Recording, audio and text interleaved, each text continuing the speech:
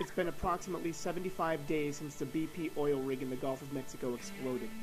The explosion led to what instantly became known as the greatest environmental disaster in the history of the country. Immediately after the explosion, people started pointing fingers, trying to find someone to blame. People on the so-called right pointed fingers at environmentalists and the federal government for what seemed to be an incompetent response, and people on the so-called left pointed fingers at big business, oil, capitalism, even George Bush. Meanwhile, nothing gets done. Beaches are still being ruined, sea life is dying, toxic chemicals are being sprayed by the thousands of gallons a day to disperse the oil, crops are dying as a result of the toxic chemicals, and people are getting sick. But there's so much more that we're not being told. The media has even been denied access to public beaches on many different occasions by BP, a foreign company, and by the United States Coast Guard with threat of arrest. The truth of what is really going on in the Gulf is being hidden from the public and from the whistleblower media, who is simply trying to find out what is going on. And all this is being carried out by the federal government and BP. They know that the average American citizen gets news from only a few sources, so they play on that. They know that the average American citizen will learn a few things here and there about the Gulf disaster, but will not venture out into dozens of different sources to put the pieces together to find out what is really going on. That is the purpose of this film.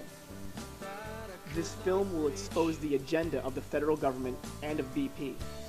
It will present what went on months prior to the explosion, and will expose the buddy-buddy relationship between the energy giant, investment firms, and the federal government. It will expose hidden agendas that the entities share, proving without a shadow of a doubt that the explosion was preventable, that people had foreknowledge, and that this disaster may have even been contrived to push through political agendas. This film will also document the absolute media blackout surrounding the Gulf, which will lead to the final answer to the question of what BP and the government is hiding, and a disgusting answer will be enough to make every American citizen who until now was apathetic get involved in their government.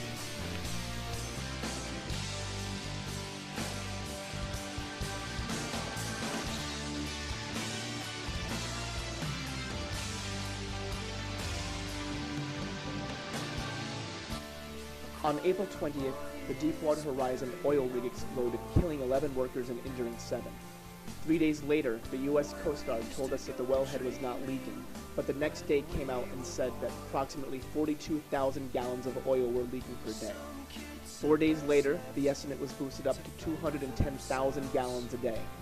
3 days later, the estimate was a little over 1 million gallons a day, and 3 days after that, on May 4th, BP admitted that well over 2.5 million gallons were leaking a day.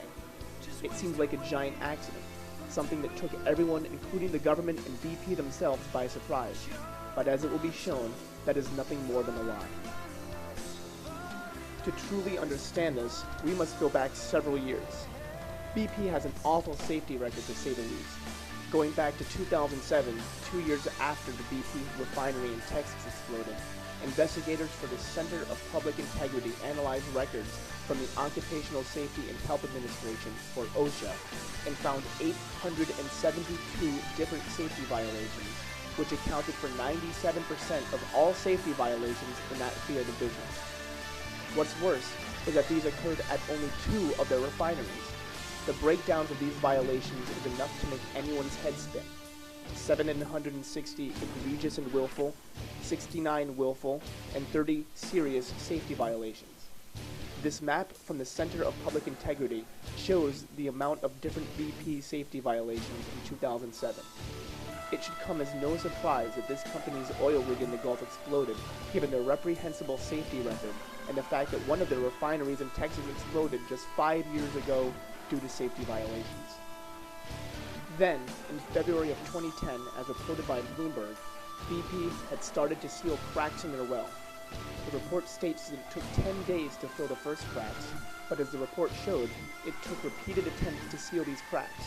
And according to John Wang, assistant professor of petroleum and natural gas engineering at Penn State, repeated attempts usually indicate that the wrong kind of cement is being used. This evidence alone merely shows that BP knew of a problem and that they tried to remedy the situation. but new evidence regarding the Deepwater installation manager Jimmy Harrell and several eyewitnesses shows that the explosion could have been prevented and that the higher-ups in BP acted out in a negligent fashion. Douglas Brown, the chief mechanic on the Deepwater Horizon, testified before the Coast Guard and the MMS, stating that Harrell had a skirmish over drilling procedures during a meeting with BP's company man, well site leader Robert Caruza. "I remember the company man saying that this was how it's going to be," Brown told the panel. As Harrell was leading the meeting, according to Brown, he pretty much grumbled, "I guess that's what they have those pincers for," referring to the blowout preventer on the seafloor that is supposed to be the last resort to prevent a leak in the event of an emergency. The blowout preventer failed following the explosion on the rig, causing the massive spill. Massive amounts of shares in stock days before the explosion just add to the piles of evidence showing the people at the top had prior knowledge of something disastrous happening. The London Telegraph reported that just 1 month before the explosion, Tony Hayward sold 1/3 of his stock in BP. That would be approximately 1 month after the attempted fixes on the well in February. Likewise, Goldman Sachs, as reported by Raw Story and other publications, sold 44% of its stock in the first quarter of 2010, almost double the amount of any other institution. As the story mentions, a sale like this isn't that unusual, but there's more to the story than that. Peter Sutherland, member of the Trilateral Commission, has his feet in both BP and in Goldman Sachs. According to the Trilateral Commission's very own website, Peter Sutherland was chairman of BP plc until the end of 2009 and is currently the chairman of Goldman Sachs International. The mere fact that the same man is former chairman of BP plc and the current chairman of Goldman International is enough to raise the question of why Goldman sold twice as much stock as any other firm and why BP CEO Tony Hayward also sold 1/3 of his stock.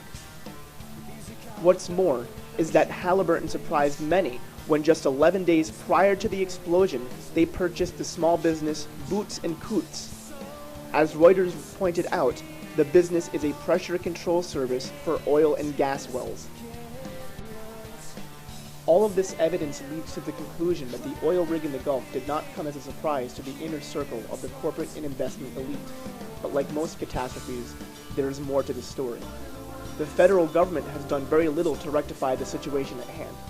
16 days after the explosion, the State Department spokesman, P.J. Crowley, had stonewalled the media by refusing to answer questions about what foreign countries offered to help with the cleanup of the oil spill, stating, "As a matter of policy, we're not going to identify those offers of assistance until we are able to see what we need, assess the ongoing situation," completely disregarding the fact that the Bush administration gave out that information during Hurricane Katrina. The department finally came out and said that 13 countries had offered help, including Canada, France, Croatia, Germany, Ireland, Mexico, the Netherlands, Norway, Romania, the Republic of Korea, Spain, Sweden, the United Kingdom, and the United Nations. What's more is that he finished his speech up with, "While there is no need right now that the U.S. cannot meet, the Coast Guard is assessing those offers of assistance to see if there will be something which we need in the near future." This is arrogance at its best. This kind of problem needs all the help it can get, and for the White House to say, "We're assessing it" 2 weeks into the problem is beyond questionable. Just 16 days after the explosion, 13 countries had offered help, and the White House refused. Why would that be? As reported by many different publications, the White House would have to waive rules enacted by the Jones Act, a strongly union-backed rule, even though previous presidents have waived the act in times of emergency. The 1920s law states that all ships working in the U.S. must be American-built and American-crewed. Therefore, the U.S. Coast Guard can't accept the help even if they wanted to. The U.S. Coast Guard is only allowed to take and use equipment from foreign countries. The actual vessels themselves, manned by foreign workers, is still against the law within 3 miles of the coast due to the Jones Act, and a situation like we are currently facing needs all of the help that is offered.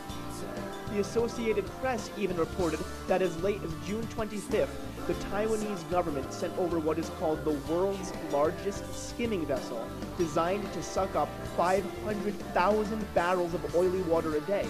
But still, because of the Jones Act, it has not been used in the Gulf region. Even sovereign states are being stonewalled by the federal government from being able to clean up their own beaches. This video clip shows reporters interviewing 2 different governors, explaining their frustration after being told by the United States Coast Guard to shut down their cleanup activities.